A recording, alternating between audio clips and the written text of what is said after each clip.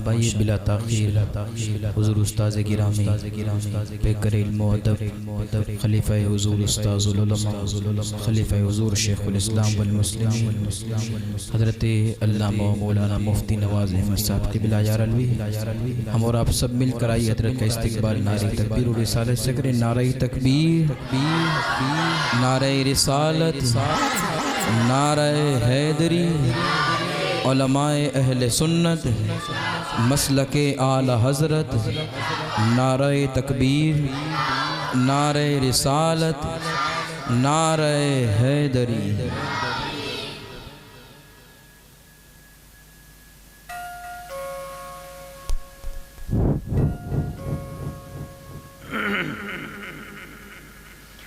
معزز سامعین حضرات، السلام علیکم ورحمۃ اللہ وبرکاتہ۔ الحمدللہ رب العالمین والعاقبۃ للمتقین والصلاة والسلام علی سید الانبیاء والمرسلین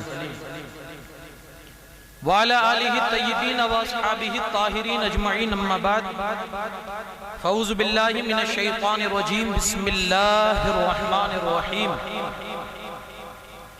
یا ایہا الذین آمنوا قوا انفسکم و اہلیکم نارا وقودها الناس والحجارہ، صدق اللہ العظیم۔ انتہائی خلوصیت اور احترام کے ساتھ سب سے پہلے کائنات کے مختار نبی جناب محمد رسول اللہ ارواحنا فدا صلی اللہ علیہ وسلم کی بارگاہ بے کس پناہ میں درود پاک کا ہدیہ پیش کرے۔ اللہم صلی علی سیدنا شفیعنا نبینا مولانا محمد کما تحب و ترضا بی ان تصلی علیہ الصلاة والسلام علیکہ یا رسول اللہ۔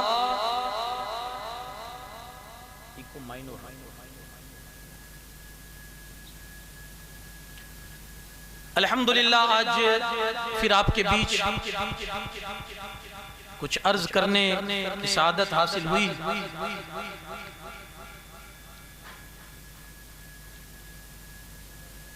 آج رات بھی مبارک ہے، 13ویں شب رجب المرجب شریف کی، جس کی نسبت ہے مولا کائنات علی شیر خدا کرم اللہ تعالی وجہ الکریم سے۔ میں چونکہ یہ ایک مدرسے کے حوالے سے پروگرام ہے اور بچوں کی تربیت کے حوالے سے بات ہے، میری کوشش یہ رہے گی کہ کچھ تربیتی باتیں آپ کے سامنے بیان کروں کہ جس سے آپ کا بھی فائدہ ہو اور جو سامعین سن رہے ہیں ان کا بھی فائدہ ہو۔ یاد رکھیے گا، ہمارے مذہب نے جو علم کو جو اہمیت بخشی ہے، وہ اگر آپ مطالعہ کریں گے اور پڑھیں گے تو شاید آپ کو اندازہ ہوگا کہ اتنی اہمیت کسی اور چیز کو نہیں بخشی۔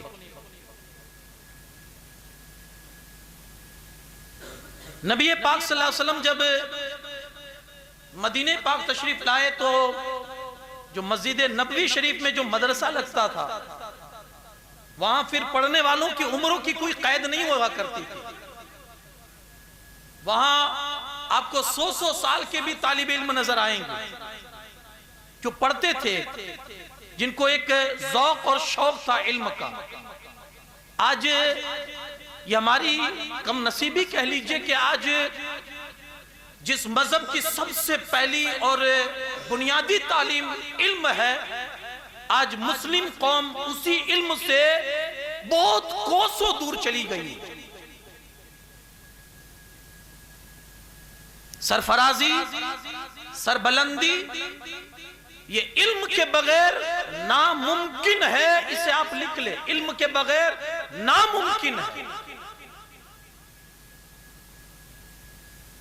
ہمارے مذہب نے جو علم کو جو اہمیت دی ہے، جب جنگ بدر ہوئی اور اس میں 70 کے قریب مشرکین جب گرفتار ہوئے اور مدینہ پاک لائے گئے، اللہ کے رسول صلی اللہ علیہ وسلم نے صحابہ کرام سے مشورہ کیا کہ ان کے ساتھ کیا کیا جائے۔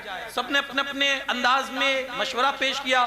کسی نے کہا قتل کر دیا جائے، ہمارے دشمن ہیں، اگر یہ موقع پاتے ہمیں نہیں چھوڑتے، ہم کیوں چھوڑیں؟ کسی نے کہا فدیہ لے کر رہا کر دیا جائے۔ الغرض مشورہ اور ججمنٹ اس بات پر آیا کہ ان سے فدیہ لیا جائے اور ان میں جو پڑھنا لکھنا جانتے ہیں ان کو کہا جائے کہ مسلمان بچوں کو، جو مسلمان قوم کے جو بچے ہیں 10 بچوں کو پڑھنا لکھنا سکھا دے، تم کو آزادی مل جائے گی۔ یہاں سوچنے کی بات یہ ہے کہ دشمن کو اس بنیاد پر چھوڑا جاتا ہے کہ وہ ہمارے بچوں کو پڑھنا لکھنا سکھا دے۔ آج ہماری قوم اسی علم سے کوسوں دور ہے۔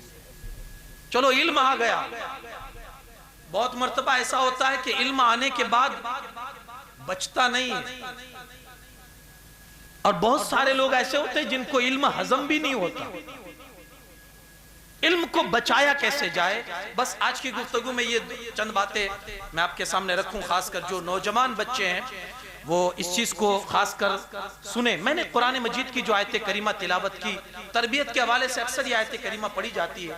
اللہ پاک ارشاد فرماتا ہے، اے ایمان والو اپنی جانوں کو اور اپنے گھر والوں کو آگ سے بچاؤ۔ اس آیت کے حوالے سے عبداللہ ابن عباس رضی اللہ تعالیٰ عنہ تفسیر میں فرماتے ہیں کہ اے ایمان والو تم پر لازم ہے کہ خود بھی اور اپنی فیملی کو بھی جہنم کی آگ سے بچاؤ۔ عبداللہ ابن عباس کہتے ہیں یہ بچایا کیسے جائے؟ جہنم کی آگ سے بچایا کیسے جائے؟ تو وہ خود لکھتے ہیں کہ تم کس طرح خود کو اور اپنے گھر والوں کو آگ سے بچا سکتے ہو؟ اس کا طریقہ یہ ہے کہ خود بھی دین کی سمجھ حاصل کرو اور اپنے گھر والوں کو بھی دین سکھاؤ۔ ایسے آپ کر کے آپ خود بھی جہنم سے بچ سکتے ہو اور اپنے گھر والوں کو۔ آج اگر میں یہ کہوں تو شاید غلط نہیں ہوگا، ہمارا مسلم معاشرہ اور مسلم سوسائٹی 90% آج دین سے بے خبر ہے۔ 90%۔ آج اگر آپ یہ سروے کریں گے آپ کو آئیڈیا آ جائے گا۔ یہ جو بچے بیٹھے ہیں شاید ان میں سے کئی بچے ایسے ہوں گے جن کو پتا ہوگا کہ غسل کیسے کیا جاتا ہے۔ ہمارے مسلمان ایسے بھی بھائی ہیں، عمریں گزر جاتی ہے، سیاہی سفیدی میں بدل جاتی ہے، لیکن انہیں فرض غسل کرنا نہیں آتا۔ یہ کم نصیبی ہے۔ جس بندے کو فرض غسل نہ آتا ہو اس کی نمازوں کا کیا ٹھکانہ، اس کی عبادتوں کا کیا ٹھکانہ۔ علم بہرحال بہت ضروری ہے۔ اب اس علم کو بچایا کیسے جائے؟ ہمارے بزرگوں نے لکھا ہے جس علم کے ساتھ ادب نہیں پھر وہ علم بچتا نہیں ہے۔ میں نے شاید اس سے پہلے جو مہینے میں گفتگو ہوئی تھی، میں نے اس میں آپ بچوں کو اس بات پر زور ڈالا تھا، بیٹا علم کے ساتھ پہلے ادب ہونا بہت ضروری ہے۔ ادب۔ اب آپ کو علم سیکھنا ہے، آپ چاہتے ہو علم سیکھنا ہے۔ میرے بھائی جو باہر بیٹھے ہیں وہ بھی مجھے سن رہے ہیں، میں ان سے بھی یہ کہوں گا کہ پہلے سب سے پہلے کام یہ کرو کہ اپنے آپ کو طالب علم بنا لو۔ آپ داڑھی والے ہیں، آپ بزرگ ہو چکے ہیں، آپ کی داڑھی سفید ہو چکی ہے، آپ بچے ہیں، آپ جوان ہیں، کوئی بھی ہو، میں عمر کی بات نہیں کرتا، آپ اپنے آپ کو طالب علم بنا لو۔ اور آپ یہ اپنے دل میں یہ بات فکس کر لو، طے کر لو کہ مجھے علم سیکھنا ہے مرتے دم تک۔ آپ یہ کہو گے میں نے یہ سیکھ لیا، میں عالم بن گیا، میں مفتی بن گیا، میں یہ بن گیا۔ میرا بھائی علم دریا ہے، علم سمندر ہے، کوئی اس کی تہ تک پہنچ نہیں پایا، کوئی اس کا کنارہ ڈھونڈ ہی نہیں پایا۔ آپ اپنے آپ کو پہلے تیار کر لو کہ مجھے علم سیکھنا ہے مرتے دم تک۔ فائدہ بتاؤں؟ فائدہ یہ ہوگا، موت کبھی بھی آنی ہے، لیکن جب بھی آئے گی شہادت کی موت آئے گی۔ موت کبھی بھی آنی ہے، کس وقت آنی کسی کو نہیں معلوم، لیکن سب سے بڑا بینیفٹ یہ ملے گا کہ کبھی بھی آئے گی شہادت کی موت آئے گی۔ دوسرا فائدہ یہ حدیث پاک میں ہے، ایک طالب علم، یہاں عمر کی قید نہیں ہے کہ بچہ ہوگا تبھی، مدرسے میں پڑھنے جاتا ہوگا تبھی، یہاں عمر کی قید نہیں، مدرسے کی قید نہیں۔ ایک طالب علم جب گھر سے نکلتا ہے فرشتے اپنے پروں کو اس کے پیروں کے نیچے بچھا دیتے ہیں۔ تیسرا فائدہ سنو، تیسرا فائدہ یہ ہے ہم اپنی بخشش کی دعا کر سکیں یا نہ کریں، ہمارا باپ، ہماری ماں، ہمارے پیچھے والے، ہماری اولاد ہماری بخشش کی دعا کر سکے یا نہ کرے، اگر آپ نے اپنے آپ کو طالب علم بنا لیا کہ ہم علم سیکھیں گے، موبائل سے، امام سے، اپنے دوست مولانا سے، کسی عالم سے، کسی مفتی سے، کتابوں سے، کسی بھی ذریعے سے ہم علم سیکھیں گے تو اس کا سب سے بڑا فائدہ یہ ہوگا، آپ نے اپنے لیے کبھی دعا کیا نہیں؟ حدیث پاک میں ہے ایک طالب علم کے لیے سمندر کی مچھلیاں مغفرت کی دعا کرتی ہے، زمین میں رہنے والی کیڑیاں، چونٹیاں، جی ہاں چونٹیاں، سوراخوں میں رہنے والے، ہوا میں اڑنے والے پرندے، اس بندے کی جو علم کے لیے اپنے آپ کو وقف کر دیتا ہے تو ساری چیزیں اللہ سب کو لگا دیتا ہے۔ یہ بندہ علم سیکھتا ہے تو اس کی مغفرت کی دعا کر۔ تو سب سے پہلا کام، باہر والے اندر والے دونوں سے مخاطب ہوں، ایک کام کرے، اپنے آپ کو طالب علم بنا لے، بس ہم علم سیکھیں گے، کسی بھی اینگل سے علم سیکھیں گے۔ حدیث پاک میں علم سیکھنے والا گھر سے نکلتا ہے، جب تک پلٹ کر گھر نہیں آتا اللہ کی راہ میں ہوتا ہے، گویا قدم قدم پر نیکی، قدم قدم پر ثواب۔ دوسری چیز یہ، پہلا کام یہ کرے، دوسری چیز یہ کہ ادب اپنے اندر پیدا کرے۔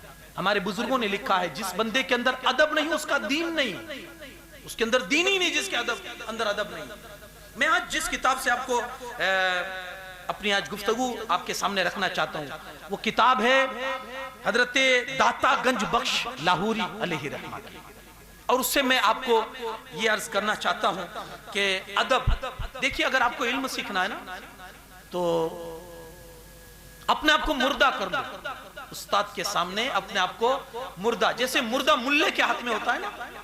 ہمارے استاد اکثر ہم سے کہا کرتے تھے، اللہ پاک ان کی صحت و تندرستی میں مزید برکت عطا فرمائے، اکثر حضور ہمارے یہ فرماتے ہیں اگر علم سیکھنا ہے نا تو اپنے آپ کو مردہ بنا لو، جیسے مردہ ملے کے ہاتھ میں ہوتا ہے، جب وہ نہلاتا ہے ملا تو مردہ اف تک کرتا ہے، کبھی ادھر کروٹ ڈالتا ہے، کبھی ادھر ہاتھ کرتا ہے، کبھی ادھر پلٹتا ہے، کبھی پیر اٹھاتا ہے، کبھی ہاتھ اٹھاتا ہے، کبھی سر ہلاتا ہے، الگ الگ انداز سے وہ اس کو غسل دیتا ہے۔ آج تک کسی مردے نے نہلانے والے کو ڈانٹا ہے؟ اف تک کیا ہے؟ کہ اگر پڑھنا ہے نا تو ایسے بن جاؤ، بالکل مردہ استاد کے سامنے، بالکل مردہ، تب علم آتا ہے۔ یہاں حال تو یہ ہے، مولانا اونچی آواز میں بول دے، اب تو مسائل کتنے کھڑے ہو گئے، ہم مدرسے میں ہیں آج 15 سالوں سے، تو بہت ایکسپیرینس بھی ہوا ہے، بہت تجربہ بھی ہوا ہے۔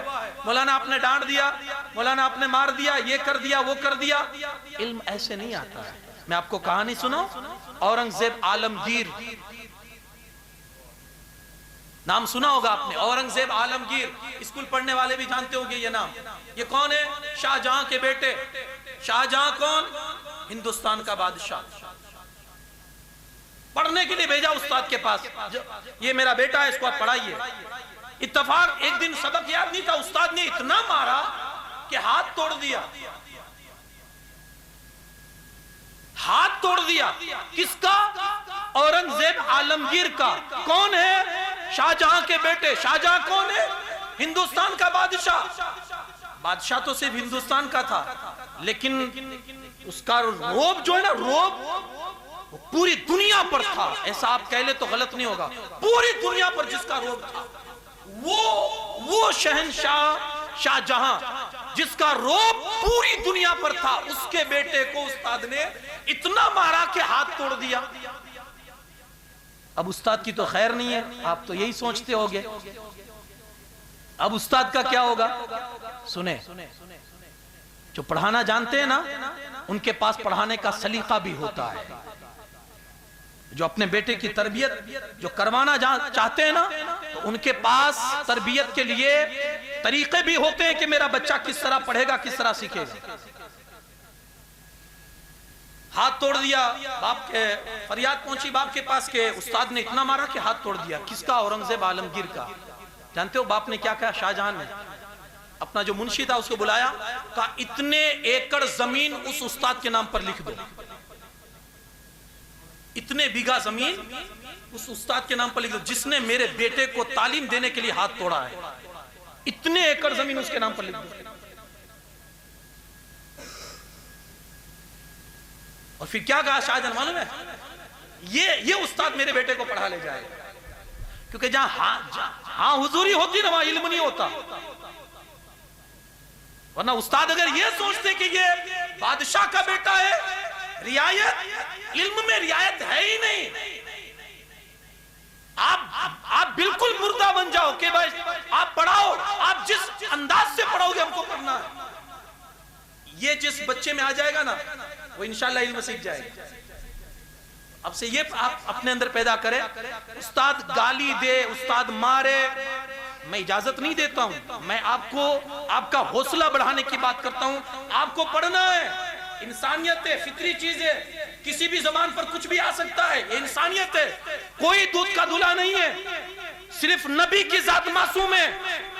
میں بات یہ آپ کو سمجھانا چاہتا ہوں، آپ اپنے آپ کو پہلے تیار کریں کہ ہم کو علم سیکھنا ہے۔ علم ایسے نہیں آتا یار، اپنے آپ کو مردہ بنانا پڑتا ہے، جیسے مردہ ملے کے ہاتھ میں ہوتا ہے ایسے اپنے آپ کو استاد کے ہاتھ میں سونپ دو، پھر آپ کو یقیناً علم آ جائے گا۔ اب میں عرض کروں کہ ادب بہرحال علم کے لیے بہت ضروری ہے۔ ادب آئے گا، علم جو آیا ہے نا وہ باقی رہے گا۔ ہاں، ورنہ وہ شیطان جو تھا نا، استاد تھا فرشتوں کا، ادب گیا تو اس کا علم بھی اس کو کوئی کام نہ دیا، کوئی کام نہ دیا۔ آپ بہت کچھ پڑھ کے علامہ، فہامہ، مفتی، عالم، فاضل، حافظ کچھ بھی بن گئے، اگر آپ کے اندر ادب نہیں آیا، بڑوں کا، استاد کا ادب نہیں آیا تو آپ کے پاس کچھ نہیں ہے، وہ علم آپ کے پاس بیکار ہے۔ وہ آپ کا علم آپ کو فائدہ، دینی فائدہ نہیں پہنچا سکتا ہے، دنیاوی آپ کتنی بھی ترقی کر جاؤ، وہ علم آپ کو فائدہ نہیں پہنچا سکتا ہے۔ اب میں عرض کروں کہ داتا صاحب نے ادب کے حوالے سے کیا فرمایا۔ داتا صاحب فرماتے ہیں ادب کی 3 قسمیں ہیں، ادب کے 3 پرکار ہیں۔ ایک اللہ کا ادب، آپ بندے ہو، اپنے رب کا ادب آپ کے اندر ہونا چاہیے۔ ہمارے بزرگوں نے لکھا ہے اگر اللہ کا ادب سیکھنا ہے تو زلیخا سے سیکھو۔ جب یوسف علیہ السلام کو انہوں نے گناہ کی دعوت دی نا، تو جب کمرے میں بند ہوئے دونوں تو اس نے کیا کیا، اپنی چادر اٹھا کے جو اس کا بت تھا جس کو پوجتی تھی، جو اس کا خدا تھا، اس پر چادر ڈال دی، اور اس نے یہ کہا کہ میں گناہ کروں میرا خدا مجھے دیکھ نہ سکے۔ کا ادب سیکھنا ہے نا تو زلیخا سے سیکھو کہ تمہارے اندر اتنا یقین تو ہونا چاہیے کہ ہم گناہ کرتے ہیں ہمارا خدا ہم کو دیکھ رہا ہے، یہ ادب ہونا چاہیے۔ ایک ادب اللہ کا، دوسرا آپ کے اٹھنے، بیٹھنے، بولنے، چلنے سب کے انداز میں ادب ہونا چاہیے۔ یہ تقریر ادب کی ہے اس لیے یہ باتیں عرض کرتا ہوں، آگے چل کے میں اپنی گفتگو کو آگے بڑھاؤں۔ ایک ادب اللہ کا ہے، اللہ دیکھ رہا ہے، اس کا ادب بہرحال ہونا چاہیے۔ ہمارے بزرگوں نے اس چیز کو جو فالو کیا ہے، آپ دیکھیں گے ایک بزرگ حضرت سری سکتی علیہ رحمہ مسجد میں بیٹھے ہوئے تھے، کافی دیر بیٹھے تو تھک گئے، تو آرام پہنچانے کے لوگ اپنے پیروں کو لمبا کرتے ہیں کہ تھوڑا آرام ہو۔ اب تو لوگوں کی حالت یہ ہو گئی ہے کہ مسجدوں میں جب سے کرسی آئی ہے تو لوگوں کا عیش بھی بڑھ گیا ہے، اب وہ مسجد کے آداب نہیں رہے۔ خدارہ مسجد کی اپنی ایک اہمیت ہے اور اس کا ایک اپنا ادب ہوتا ہے۔ تو حضرت سری سکتی مسجد میں بیٹھے ہوئے، پیر تھک گئے بیٹھے بیٹھے، پیر لمبے کیے کہ تھوڑی آرام ہو جائے، آرام مل جائے، آواز آئی کہاں بیٹھے ہو، کس کے دربار میں بیٹھے ہو؟ یہ بیٹھنے کا ادب ہے؟ یہ کون سا طریقہ ہے بیٹھنے کا؟ بس یہ آواز آئی، لکھنے والوں نے لکھا ہے ان کے پیر پھر انہوں نے سمیٹ لیے، پھر وہ پیر کھلے کب؟ جب نہلانے کے لیے، ان کو غسل دینے کے لیے جب تختے پر لیٹایا تب لوگوں نے ٹھیک کیے ان کے پیر۔ یہ اللہ کا ادب ہے۔ ایک ادب اللہ کا، دوسرا آپ نے بہت سنا ہوگا کہ دوسروں کا ادب کرو، دوسروں کا ادب کرو۔ آج ایک نیا ادب میں آپ کو سکھاؤں، اپنے آپ کا ادب کرو، اپنے آپ کا ادب۔ آپ کہو گے مولانا دوسروں کا ادب تو سنا تھا تقریر میں اور ایسے، اپنے آپ کا ادب کیسے کرے؟ جی ہاں، اپنے آپ کا بھی ادب ہوتا ہے۔ وہ کیسے؟ سنیں، اپنے آپ کا ادب کریں۔ یہ ادب کیسے ہوگا؟ یہ جو جسم ہے نا، یہ جو جسم، اس کا ادب آپ کو آپ پر کرنا ضروری ہے کہ آپ کا ادب اپنا ہے۔ مطلب آپ اس کو ذلیل ہونے کی جگہ پر کھڑا نہ کریں کبھی بھی، کبھی بھی۔ یہ آپ کے جسم کا ادب ہے، آپ کا اپنا، کبھی بھی ذلیل ہونے کی جگہ پر نہ کھڑا رہے۔ کوئی ایسی بات نہ کرے کہ لوگ آپ کا مذاق اڑائے۔ اگر آپ لوگوں کو ہنسانے کے لیے ایسی ایسی باتیں کرتے ہیں کہ لوگ آپ کا مذاق اڑاتے ہیں تو یہ آپ سمجھ لو کہ آپ اپنی بے ادبی کر رہے ہو۔ دوسری چیز کہ اب اس کی بہت ساری مثالیں ہیں اپنے آپ کے ادب کرنے کی، میں ایک ایک کر کے آپ کو بتاؤں۔ اپنی ناقدری نہ کرے، لوگ مذاق اڑائیں ایسے کام نہ کرے جسے دیکھ کر لوگ ہنسیں، اپنا حلیہ نہ بگاڑے کبھی، اللہ نے جیسا رکھا ایسا رکھے۔ آج نت نئے فیشن مارکیٹ میں آ رہے ہیں، بالوں کے ذریعے، چہرے کے ذریعے، ہیئر اسٹائل کے ذریعے، یہ آپ یاد رکھنا، اگر آپ اللہ کی بنائی ہوئی چیزوں میں آپ ہیرا پھیری کرتے ہو، ہیرا پھیری، تو یہ آپ یہ بھی یاد رکھیں کہ آپ یہ بے ادبی کر رہے ہو اپنے وجود کے، اپنے جسم کی۔ ہمارے مذہب نے ہم کو کہیں اکیلا نہیں چھوڑا۔ آپ بال رکھنا چاہتے ہو، ہمارے مذہب نے سکھایا بال ایسے رکھو۔ آپ کی داڑھی کیسی ہونی چاہیے، ہمارے مذہب نے نہیں کہا ادھر سے کیچی مارو، ادھر سے کٹنگ نکالو، ادھر سے وہ نہیں، ہمارے مذہب نے داڑھی کی بھی ہم کو طریقہ بتایا کہ کیسی داڑھی ہمارا مذہب چاہتا ہے ہم سے۔ تو یہ ساری چیزیں۔ دوسری چیز یہ جسم پر الٹے پھلٹے ٹیٹو بنوانا، یہ بھی اپنے آپ کی بے ادبی ہے، یہ بھی ایک کریز نکلا ہے۔ جسم پر قسم قسم کے ٹیٹو بنوانا، تصویریں چھاپنا، کہا یہ بھی بے ادبی ہے، اور اس سے آدمی اپنی بے ادبی کرتا ہے اور اللہ کی بارگاہ میں گنہگار ہوتا ہے۔ اور سنیں، داتا گنج بخش علی ہجویری فرماتے ہیں اپنے ادب میں سے یہ بھی ہے کہ آدمی ہمیشہ سچ بولے، کہ جھوٹ برا ہے، لہذا جھوٹ بول کر آدمی اپنی زبان کو گندی کر کے اپنی بے ادبی کرتا ہے۔ ہمیشہ سچ بولنے کی عادت بنائے۔ ہاں، اور فرماتے ہیں کہ آدمی کو چاہیے کہ کم کھائے تاکہ استنجا خانے میں کم جانا پڑے، اور اس طرح پردہ کرے کہ پردے کے مقامات کو نہ دیکھے، اس میں بھی بے شرمی ہے اور اس سے بھی بے ادبی ہوتی ہے اپنے جسم کی۔ امام غزالی فرماتے ہیں، امام غزالی علیہ الرحمہ فرماتے ہیں آدمی پر اپنی ذات کے حوالے سے آداب میں سے یہ بھی ہے، لباس پاک رکھے، صاف ستھرا لباس پہنے، مسواک کرنے کی عادت بنائے، ایسا لباس نہ پہنے جس کی وجہ سے لوگ اس کو حقیر نظروں سے دیکھے، جیسے آج پہنتے ہیں وہ پھٹے ہوئے پینٹ، اور اس طرح سے لباس پہنتے ہیں کہ ان کا آدھا جسم اگر وہ مسجد میں بھی ہے تو وہ نظر آتا ہے، بلکہ کئیوں کو ہم نے دیکھا ہے کہ ان کی چھپانے والی جگہ شرم گاہ، جس کو شریعت نے چھپانا فرض قرار دیا ہے، وہ بھی نظر آتی ہے، لباس ایسا پہنتے ہیں۔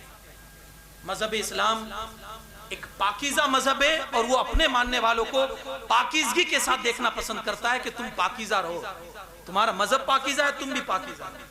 تو یہ بھی آپ اپنے اندر پیدا کریں، پاکیزہ صاف ستھرا لباس بنائیں، اور چلنے پھرنے میں ادھر ادھر نہ دیکھے، گفتگو کے دوران بار بار تھو تھو نہ کرے، گلیوں میں زیادہ بیٹھا نہ کرے، یہ آداب میں سے ہیں۔ یہ ادب آپ کے اندر جتنا آئے گا، اپنی ذات کا ادب، تو سمجھ لے آپ اتنے ہی ادب والے بنیں گے۔ مولا علی کرم اللہ تعالیٰ وجہ الکریم کا ایک فرمان ہے، مولا فرماتے ہیں مولا پاک کہ ادب انسان کے اندر ایک درخت کی مثال ہے، اور اس کی جڑ عقل ہے۔ مطلب آپ عقل مند ہیں تو آپ کے اندر ادب ہوگا، اگر آپ ادب والے نہیں ہیں، آپ کے اندر ادب نہیں ہے، تو اس کا مطلب آپ بے عقل ہے، آپ کے اندر عقل ہی نہیں ہے، کیونکہ جڑ عقل ہے۔ ادب ایک جھاڑ ہے اور اس کی جڑ عقل ہے، عقل ہوگی تو ادب آنا ہی آنا ہے۔ وہ کتنے با ادب لوگ تھے، میں نے مولا علی کرم اللہ تعالیٰ وجہ الکریم کے حوالے سے پڑھا کہ ان کو اپنے گھر کا جب انہوں نے کام کروایا، رینوویشن کروایا، کام کروایا، ان کو دروازہ ڈلوانا ہوا اپنے گھر میں دروازہ، تو انہوں نے مستری کو بلایا اور بلا کر کہا دروازہ بنانا لیکن اپنے گھر میں کمپلیٹ کر کے آنا، کیونکہ مولا علی کا جو حجرہ تھا وہ حضور کے روزے کے پاس تھا۔ کہا تم اگر آؤ گے میرے گھر پر آ کر کھیلی ٹھوکو گے تو اس سے آواز پیدا ہوگی، میں نہیں چاہتا کہ حضور کو اس آواز سے تکلیف پہنچے۔ ادب والے تھے، ایک ادب تھا۔ آپ پڑھتے ہیں جب تک ادب، آپ کتنا بھی پڑھ لیں، علم کو بچانا ہے وہ ادب ہی کے ذریعے سے بچے گا، اور جب تک ادب نہیں رہے گا تو پھر آپ اپنے علم کو کسی بھی صورت سے بچا نہیں سکتے۔ اگر علم رہے گا بھی تو علم آپ کو دینی اعتبار سے کوئی فائدہ نہیں پہنچائے گا۔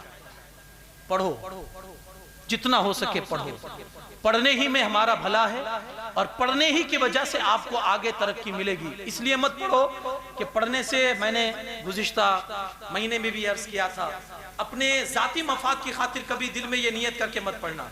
پڑھنا اس لیے پھر سے کہہ رہا ہوں، پڑھنا اس لیے کہ میں شریعت کو صحیح معنوں میں سمجھ سکوں۔ بہت اچھی بات مجھے یاد آئی،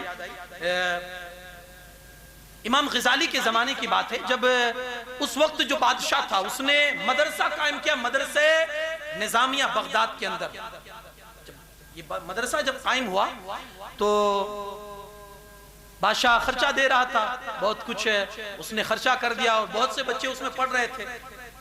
اب ایک دن بادشاہ کو آگے چلو یار دیکھیں کہ بچے پڑھ رہے ہیں تو وہ کس لیے پڑھ رہے ہیں اور ہمارا پیسہ بیکار تو نہیں جا رہا نا۔ ایک دن گیا بادشاہ وہ تحقیق کرنے کے لیے مدرسے میں راؤنڈ لگانے کے لیے کہ بچوں سے ان کا تاثر لوں، بچے پڑھتے کس لیے ہیں اور میرا پیسہ غلط جگہ تو استعمال نہیں ہوتا نا۔ اس لیے بادشاہ نکلا وزیروں کے ساتھ، مدرسے میں آیا، ایک بچے کو اٹھایا، بیٹا اٹھو، کس لیے پڑھتے ہو؟ اس نے کہا میرا باپ قاضی ہے نا، تو میں چاہتا ہوں کہ میرے باپ کے مرنے کے بعد میں اس کی کرسی سنبھالوں۔ کہا بیٹھ جاؤ، اور آگے بڑھا، بیٹا تم اٹھو، بڑی محنت سے پڑھتے ہو، کس لیے پڑھتے ہو؟ کہا میرا باپ ہے نا وہ فلاں عہدے پر ہے، وزیر کے عہدے پر ہے، تو میں چاہتا ہوں کہ جب وہ اپنی جگہ خالی کرے تو اس کی جگہ مجھے مل جائے، علم ہوگا تو مل جائے گا۔ بٹھایا، بادشاہ نے جتنے بچوں سے پوچھا، جتنے بچوں سے، سب نے ایسی دنیا داری کے جواب دیے، میں اس لیے پڑھتا ہوں امام بن جاؤں، اس لیے پڑھتا ہوں مفتی ہو جاؤں، اس لیے لوگ میری عزت کرے، لوگ یہ کرے، واہ واہی کرے، وہ نام ہو، شہرت ملے، روپیہ ملے، دولت ملے، سب نے ایسے کچھ جواب دیے۔ بادشاہ نے فیصلہ کر لیا کہ کل سے مدرسہ بند کر دیا جائے، یہ تو میرا پیسہ برباد ہو رہا ہے، یہ تو سب دنیا داری کے لیے پڑھ رہے ہیں۔ تو نکل رہا تھا، گیٹ کے قریب پہنچا، ایک بچہ بہت شوق اور انہماک کے ساتھ دنیا مافیہ سے بے خبر ہو کر، کسی کی پرواہ نہیں ہے اس کو، کون آ رہا ہے، کون جا رہا ہے، کون آیا کون گیا، کوئی پرواہ نہیں، بس پڑھنے ہی میں مصروف ہے۔ بادشاہ نے کہا چلو اس کو پوچھتے جائیں، یہ آخر میں ہے، لاسٹ میں اسی کو پوچھ لے، بھائی کس لیے پڑھتا؟ بادشاہ نے وزیر سے کہا اس کو پوچھو، کھڑا کیا، بیٹا کس لیے پڑھ رہے ہو؟ سنیں اب جواب سنیں، آپ کو کس لیے پڑھنا ہے؟ بیٹا کس لیے پڑھے ہو؟ تو انہوں نے کہا اس لیے پڑھتا ہوں تاکہ میں قرآن حدیث کو سیکھنے کے بعد میں یہ فیصلہ کر سکوں کہ میں ایسی کون سی چیز کروں کہ خدا راضی ہو جائے۔ یہ پڑھنے کا مقصد کہا میں قرآن حدیث اس لیے پڑھتا ہوں، سیکھتا ہوں کہ میں یہ سب سیکھنے کے بعد میں یہ فیصلہ کروں قرآن حدیث کو سامنے رکھ کے کہ میں کیا کروں کہ خدا خوش ہو جائے، اور کیا کروں کیا نہ کروں جس سے اللہ کی ناراضگی ہو وہ میں نہ کروں، جس سے اللہ ناراض ہوتا ہو وہ چھوڑ دو، اور جس سے اللہ خوش ہوتا ہو وہ کروں۔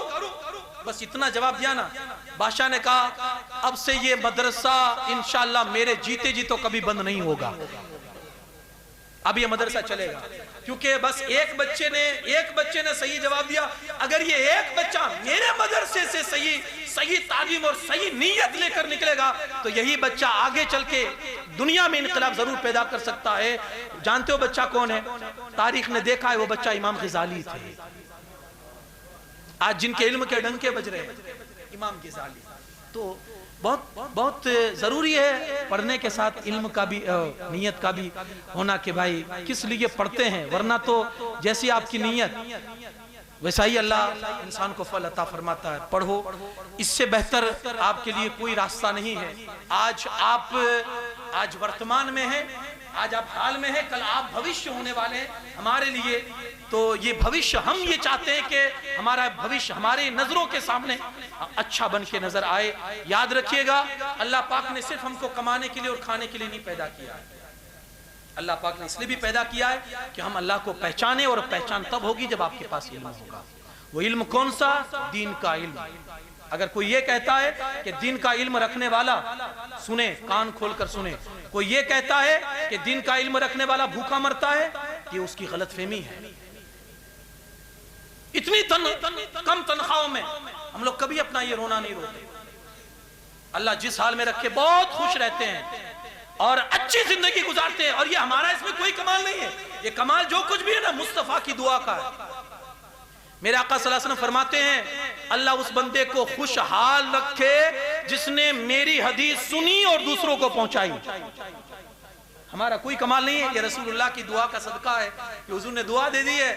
ہر عالم اپنی زندگی ٹھاٹ باٹ سے گزارتا ہے۔ تو میرے بھائیوں جو باہر سن رہے ہیں مجھے، اولاد کو اس لیے آپ دنیاوی فیلڈ میں نہ ڈالیں کہ اگر اس فیلڈ میں آ جائے گا تو بھوکا مرے گا، نہیں۔ جو آسانی کی زندگی ایک عالم گزارتا ہے آپ تصور بھی نہیں کر سکتے ہیں۔ اللہ پاک بس اسی چھتر چھائے میں رکھے کہ علم کے اندر پروان چڑھے اور علم کے اندر زندگی سماپت ہو جائے۔ ہاں آپ سیکھیں، ضرور سیکھیں علم۔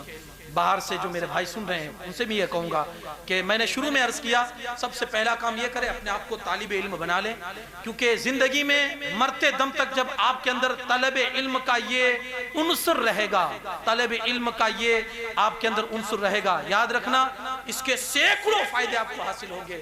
جو میرے بچے سن رہے ہیں ان سے بھی میں کہوں گا بیٹا شوق سے پڑھو، اور اتنا پڑھو کہ اللہ کی کتاب آپ کے سینے میں آ جائے، پھر دیکھنا آپ کا سینہ کیسے علم کا مدینہ بنتا ہے۔ اللہ پاک قرآن کی ہر آیت کو آپ کے سینے میں نور بنا کر معجزن کر دے اور آپ کا سینہ علم سے جگمگائے، یہی ہماری دعا ہے۔ اللہ پاک آپ کے صدقے ہمیں بھی علم کی خوب برکتیں نصیب فرمائے اور ہمارے سینے کو بھی علم کا خزینہ بنائے۔ جو کچھ ہم نے کہا اسے سب سے پہلے ہم کو اور آپ سب کو اس پر عمل کی توفیق عطا فرمائے۔ جن لوگوں نے ہمارے یہاں جمع ہونے کا جو سبب بنے، جو وسیلہ بنے، جو ذریعہ بنے، اللہ پاک انہیں بھی عافیت دارین نصیب کرے، اور اللہ پاک ان کی محبتوں کو سلامت رکھے جو وہ علم سے اور علم والوں سے محبت رکھتے ہیں۔ حضور نے فرمایا محبت کرو، علم والے بنو، عالم بنو، ان کی باتیں سننے والے بنو، ان سے محبت کرنے والے۔ پانچواں مت بننا، ہلاک ہو جاؤ گے۔ اللہ پاک چار میں رکھے، پانچویں سے بچائے۔ وما علینا الا البلاغ۔ السلام علیکم ورحمۃ اللہ وبرکاتہ۔ تشریف رکھے تمام حضرات تھوڑی دیر کے لیے۔ السلام علیکم ورحمۃ اللہ وبرکاتہ۔ ہمارے باہر سے آئے ہوئے تمام مہمان اور بالخصوص حضور استاذ گرامی حضرت علامہ مولانا مفتی نواز احمد صاحب قبلہ یارمی، سید اقبال باپو، ہمارے حنیف صاحب بلوچ، مولانا اکبر صاحب قبلہ، حاجی صاحب، جتنے بھی حاضر ہیں سب کا ہم شکریہ ادا کرتے ہیں۔ الحمدللہ آپ تشریف لائے ہماری دعوت پر اور خدمت کا موقع عطا فرمایا۔ یہ آج کا ہمارا جو یہ پروگرام تھا یہ منتھلی تربیتی پروگرام تھا، اور یہ ہر ماہ کی 2 تاریخ کو ہم کرتے ہیں۔ آگے پیچھے کچھ بھی سیٹ کر کے اگر 2 تاریخ کو نہیں ہو پایا تو کبھی آگے پیچھے ہو جاتا ہے، لیکن ہر ماہ ہم ایک تربیتی پروگرام کرتے ہیں مدرسہ امام اعظم کے بینر تلے الحمدللہ۔ اور غالباً جہاں تک مجھے یاد ہے یہ 8واں یا 9واں تربیتی پروگرام ہے، اور اس کا فائدہ ہم نے بخود دیکھا ہے اور محسوس کیا ہے اس کو۔ الحمدللہ حضور استاذ گرامی غالباً تیسری بار تشریف لائے، اور بہت سے آنے والے بھی دوسرے بھی آئے اور بہتر سے بہتر طریقے سے یہاں تربیت فرمائی، اور اس کا ہم نے کافی فائدہ بھی دیکھا الحمدللہ۔ یہ مدرسہ امام اعظم گیکھانیاں مسجد میں 1 سال پہلے سے قریب 2 سال ہو گئے، اس سے پہلے مدرسہ امام اعظم گیکھانیاں مسجد میں چلتا تھا، اکیلے ہمارے مولانا مدثر صاحب چلاتے تھے، اور بعد میں ہم اور ہمارے حافظ صاحب قبلہ جوائنٹ ہوئے تو پھر ہم نے مل کے طے کیا کہ اپنے مدرسے کو باہر نکالا جائے۔ تو قریباً 1 سال ہوگا رمضان کے بعد۔ اس وقت وہاں صرف عشاء کے بعد مدرسہ چلتا تھا تو کچھ 25 بچے تھے، لیکن آج الحمدللہ 100 کے قریب بچے ہو گئے الحمدللہ۔ صبح بھی چلتا ہے مدرسہ، دوپہر میں بھی، اور مغرب بعد اور عشاء کے بعد۔ اور ہمارا صرف مقصد یہ ہے کہ یہاں پڑھنے والے جو بچے ہیں الحمدللہ وہ جہاں کہیں بھی رہیں تو دین ان کے ساتھ رہے، جب بھی قرآن پڑھنا چاہیں تو بہتر سے بہتر اور تجوید کے ساتھ قرآن پڑھیں، اور دنیا کے کسی بھی فیلڈ میں رہے ان کا ایمان، ان کا عقیدہ متزلزل نہ ہونے پائے، وہ ایمان پر ثابت قدم رہے۔ یہ ہماری ایک سوچ ہے اور اسی کے ساتھ ہم چل رہے الحمدللہ. اور بہت سارے ایسے رات میں عشاء کی نماز کے بعد ہمارا جو مدرسہ چلتا ہے وہ صرف بالغان کے لیے. جیسے حضور استاذ گرامی نے بھی بتایا کہ پڑھنے کی کوئی اس میں عمر کی قید نہیں ہوتی. وہ ایک زمانہ تھا 1400 سال پہلے کہ 100 سال کے طالب علم ہوا کرتے تھے. عشاء کے بعد جو ہمارا مدرسہ چلتا ہے اس میں صرف بالغان. میں آپ کو بتاؤں کہ ہمارے پاس رات میں پڑھنے والے بچے ایسے بھی ہیں جس میں تقریباً 3-4 بچے تو انجینئر بھی ہیں الحمدللہ. اور جو کچھ لاری چلاتے ہیں, کچھ نوکری کرتے ہیں, کچھ جاب کرتے ہیں, کچھ ٹیچر ہیں ایسے وہ, اور کچھ انجینئر ہیں. اس میں 2-1 بچے تو ایسے بھی تھے الحمدللہ کہ حافظ قرآن بن رہے ہیں. انجینئر ہونے کے ساتھ ساتھ انہوں نے 3 پارے بھی کر لیے الحمدللہ. بہت اچھا بہتر سے بہتر قرآن پڑھتے ہیں. ایک بچہ ہمارے پاس ایسا بھی ہے کہ جو صبح دن بھر لاری چلاتا ہے, فروٹ ووٹ بیچتا ہے, اور ماشاءاللہ اس قابل ہے کہ وہ امامت بھی کروا سکتا ہے. اتنا اچھا قرآن بھی پڑھتا ہے. تو ہمارا ساتھ ساتھ فرض علوم کورس بھی چلتا ہے. اور تربیتی پروگرام سے ہمارا یہ فائدہ ہوا کہ الحمدللہ بہت سارے ایسے بچے تھے جو بڑے, جن کے چہروں پر داڑیاں نہیں تھی, تو ماشاءاللہ مدرسے کی اس میں آئے تو انہوں نے اپنے چہرے پر سنت مصطفیٰ سجا لی. بہت سارے بچے ایسے ہیں جو نماز سے دور تھے تو ماشاءاللہ نماز کے پابند بھی بن گئے.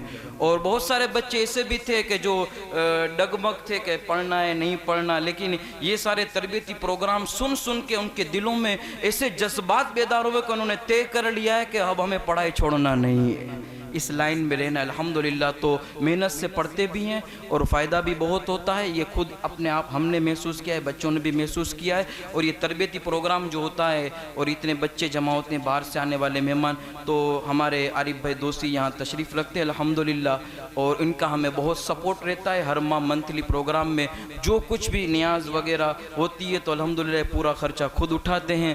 تو ہم لوگ ان کا بھی شکریہ ادا کرتے ہیں کہ مدرسے کو ہمیشہ یاد رکھتے ہیں اور اس کی خدمت کے لیے ہمیشہ تیار رہتے ہیں. ہم دعا کرتے ہیں کہ اللہ ان کے رزق میں, عمر میں, عمل میں خوب برکتیں عطا فرمائے. اللہ آپ تمام کو محتاجی سے بچا لے اور تمام تر زمینی آسمانی بلاؤں سے اللہ ہم سب کی حفاظت فرمائے. یہاں پر پڑھنے والے جتنے بچے ہیں اللہ سب کو عالم باعمل بنائے, دین کا مبلغ بنائے, اور ہم سب کو اسی راہ میں چلنے کی, اس پر ثابت قدم رہنے کی توفیق عطا فرمائے. اب میں فاتحہ کے لیے ہمارے استاد گرامی کے شہزادے محمد عقیل سے گزارش کروں گا کہ وہ آئیں اور فاتحہ پڑھیں گے. ماشاءاللہ.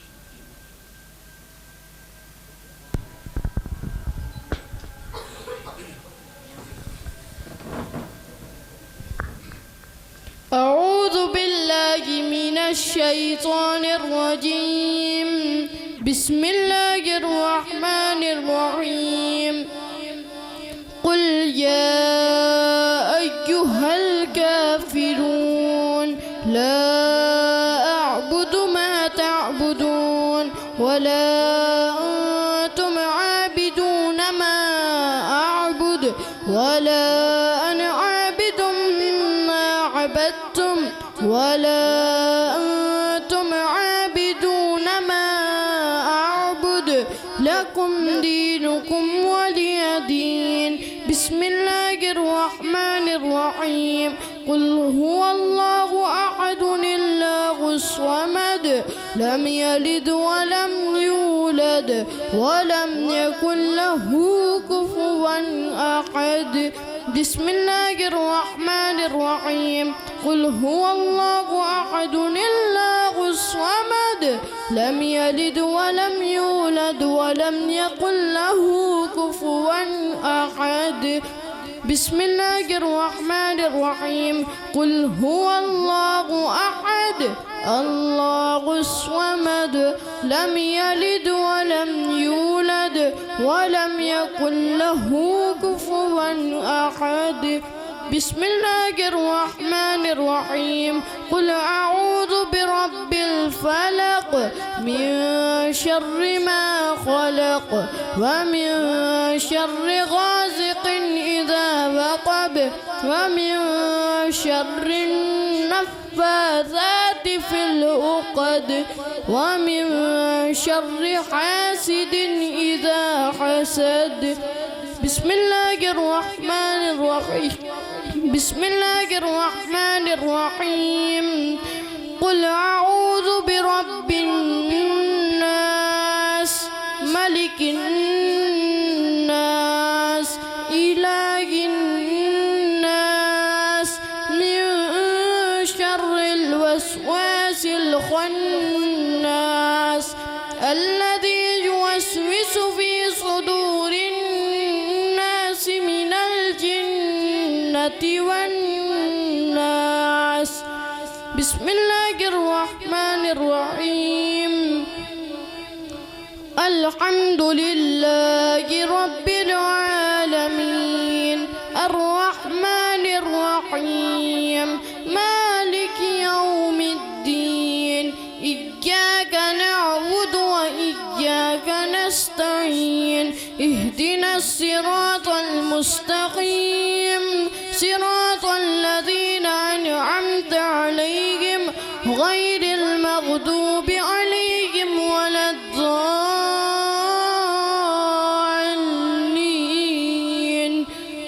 آمين. بسم الله الرحمن الرحيم. ألف لام ميم ذلك الكتاب لا ريب فيه هدى للمتقين الذين يؤمنون بالغيب ويقيمون الصلاة ومما رزقناهم ينفقون والذين يؤمنون بما أنزل إليك وما أنزل من قبلك وبالآخرة هم يوقنون أولئك على هدى من ربهم وأولئك هم المفلحون. وإلهكم إله واحد لا إله إلا هو الرحمن الرحيم. إن رحمة الله قريب من المحسنين وما أرسلناك إلا رحمة للعالمين.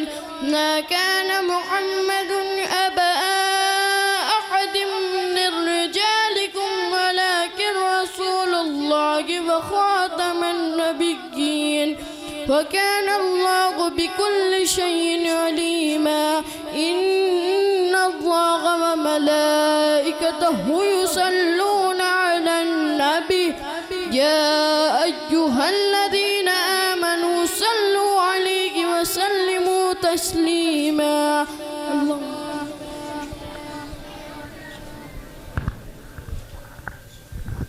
وسلام علیک یا رسول اللہ وافوض امری اللہ ان اللہ بصیر بالعباد برحمتک یا ارحم الراحمین. الفاتحہ.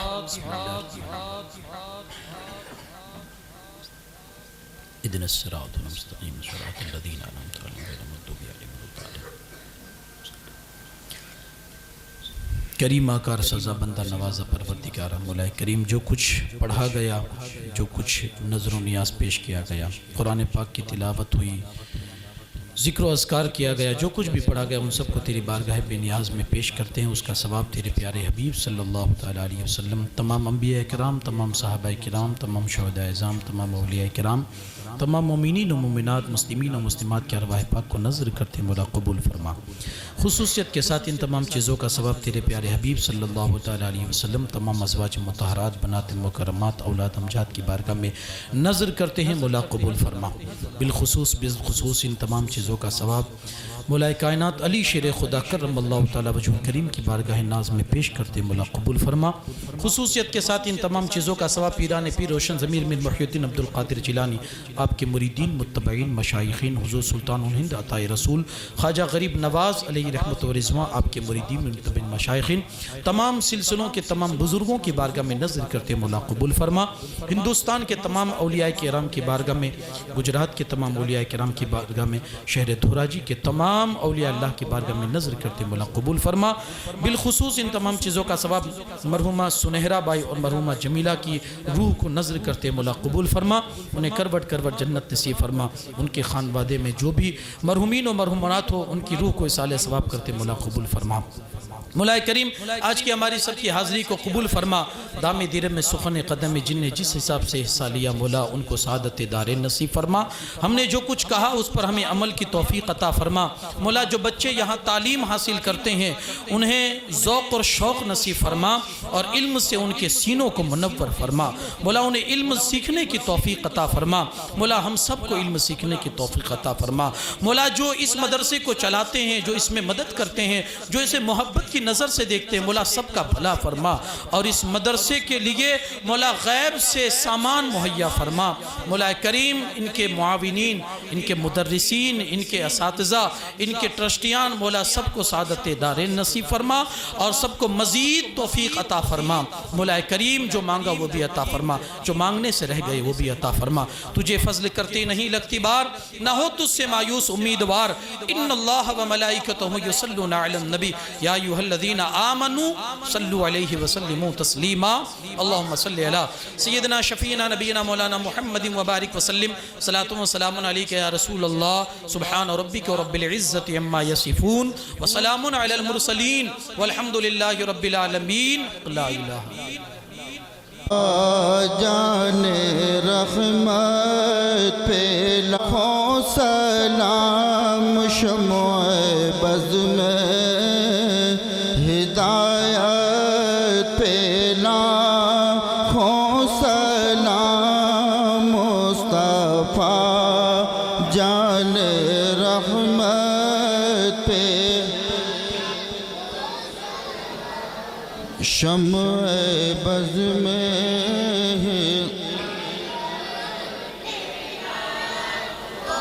شب اسرا کے دلہا پہ دائم درود، شب اسرا کے دلہا پہ دائم درود، نوشائے بز میں جلت پہ لاکھوں سلام، مصطفیٰ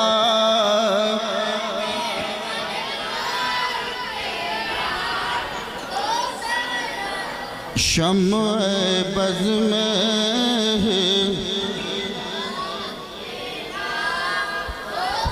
وہ سوچنے کو جلت کا مجدہ ملا، وہ سوچنے کو جنت کا مجدہ ملا، اس مبارک جماعت پہ لاکھوں سلام، مصطفیٰ جان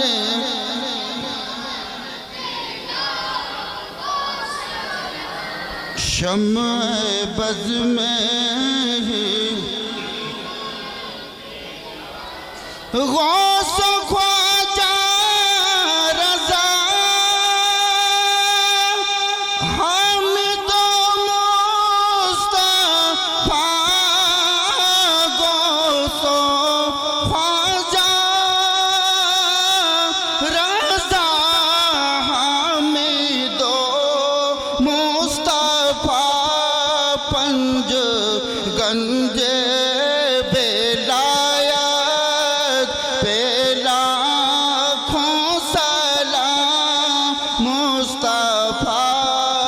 جان رحمت پہ شمع بز میں ہدایت پہ، المدد یا پیر پیرا، المدد یا شاہ جیلا، المدد محبوب صبحا، المدد یا عبدالقادر شین۔